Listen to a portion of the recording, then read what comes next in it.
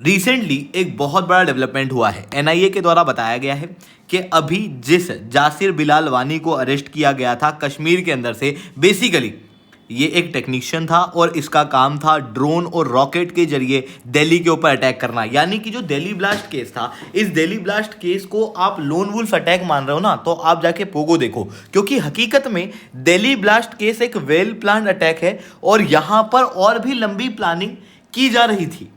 But इस planning को थ्वाट करने के अंदर इंडियन एजेंसीज काफी हद तक सक्सेसफुल रही है, क्योंकि अब ये जो ड्रोन से अटैक करने वाला आदमी था उसको भी अरेस्ट कर लिया गया है और इसके direct connection Delhi blast case से भी देखने को मिल रहे हैं। और इस बीच में फिर इंडियन एयरफोर्स ने भी अपनी तैयारी शुरू कर दी है। बेसिकली जो 6 दिसंबर को एक बड़ा खतरा हम लोगों को देखने को मिल रहा है, क्योंकि उमर उन नबी के डायरी के अंदर 6 दिसंबर एक और तारीख लिखी हुई है, तो हो सकता है कि 6 दिसंबर के दिन भी एक बड़ा कोई अटैक प्लान हो। ऐसी कंडीशन में इंडिया को सतर्क रहना बहुत ज़्यादा जरूरी है। इसी वजह से इंडियन एयरफोर्स और इंडियन आर्मी ने लगभग 16 laser based anti drone system, यानी कि प्रॉपरली मैं कहूँगा कि हाई एनर्जी वेपन्स को इंडक्ट कर लिया है और बहुत ही जल्दी इन्हें डिप्लॉय किया जाएगा। एग्जैक्टली यहाँ पर क्या हुआ है, इसे मैं शुभलिंग चौहान डिटेल में आप लोगों के साथ में चर्चा करूंगा। बट उसके पहले आप लोग मेरे साथ में SRC10 टेलीग्राम ग्रुप के ऊपर जुड़ सकते हो। मेरे क्लास की अपडेट, PPT, PDF सब कुछ आपको यहाँ पे मिल जाएगी। UPSC CSE की तैयारी करना है, इंडिया के टॉप एजुकेटर्स से ऑफलाइन क्लासेस के अंदर पढ़ना है, तो आप लोगों के पास में अच्छा मौका है।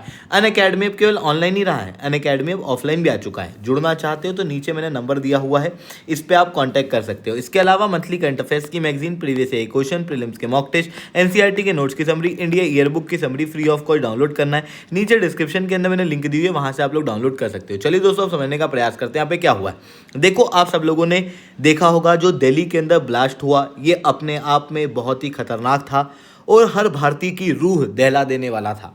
बट ये जो अटैक था, इस अटैक से जुड़ी हुई नई कड़ियां अब सामने आ रही हैं। बेसिकली खबरों के अंदर ये आ रहा है कि NIA के द्वारा रिसेंटली जम्मू कश्मीर के अंदर से दानिश यानी कि जासिर बिलाल वानी को अरेस्ट किया गया है अनंतनाग से।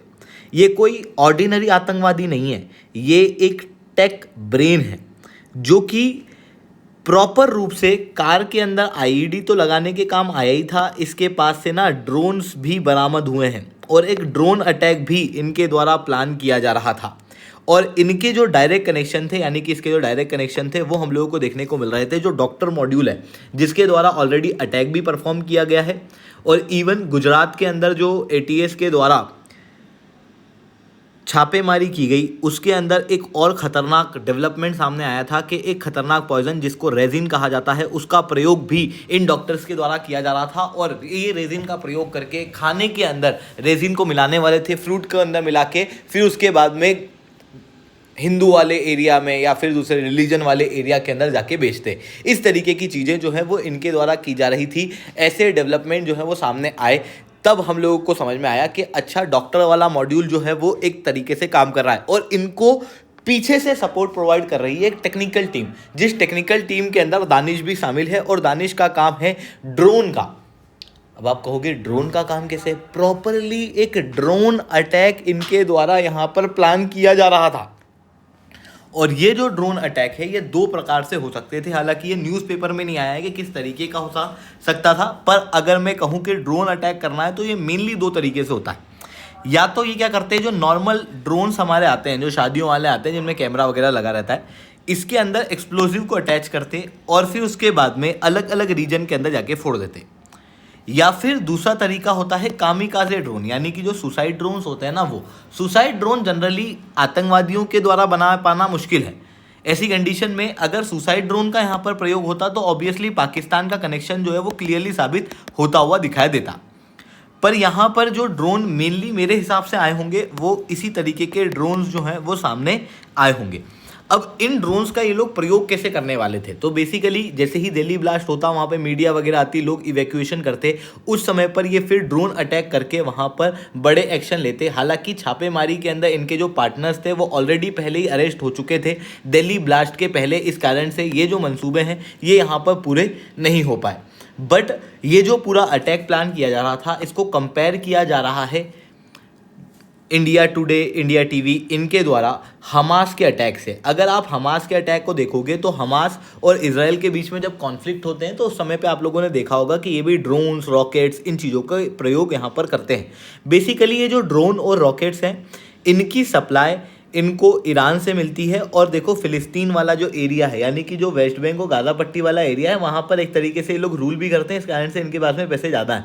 बट अगर हम लोग इंडिया के अंदर इन आतंकवादियों की बात करें तो पीछे से पाकिस्तान सपोर्ट तो करता है, बट उस तरीके के रिसोर्स इनके पास में नहीं है जिस तरीके के हमास के पास में देखने को मिलते हैं।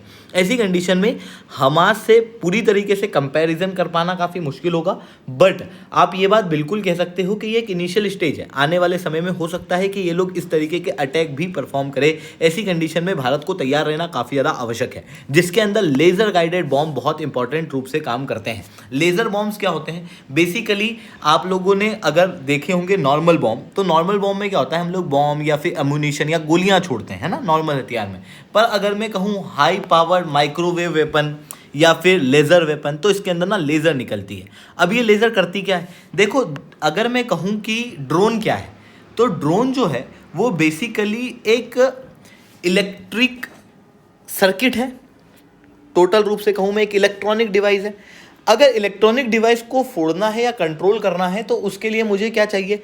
हाई एनर्जी इलेक्ट्रॉनिक वेव्स, जो कहाँ हो सकती है? इलेक्ट्रोमैग्नेटिक वेव्स, ऑब्वियसली लेजर के फॉर्म में। तो लेजर क्या है? Basically they are electromagnetic waves, जो क्या करती हैं? सर्किट खराब कर देती हैं ड्रोन का, और ड्रोन को आउट ऑफ कंट्रोल लेके चली जाती हैं, जिसकी वजह से ये जो सिस्टम होते हैं ये काफ़ी अच्छे रूप से काम करते हैं। DRDO ने ऑलरेडी इस तरीके के लेज़र गाइडेड सिस्टम जो हैं वो बनाए हुए हैं, और अब इनको इंडियन एयरफोर्स इंडक्ट करने वाली है। ये पहली बार इंडिया के अंदर हो रहा है। दुनिया के अंदर लगभग हर देश के पास में इस तरीके के लेज़र बॉम्ब्स या फिर एंटी ड्रोन सिस्टम नहीं है। India one of those elite countries हैं जिसके पास में इस तरीके के एंटी ड्रोन सिस्टम देखने को मिलते हैं।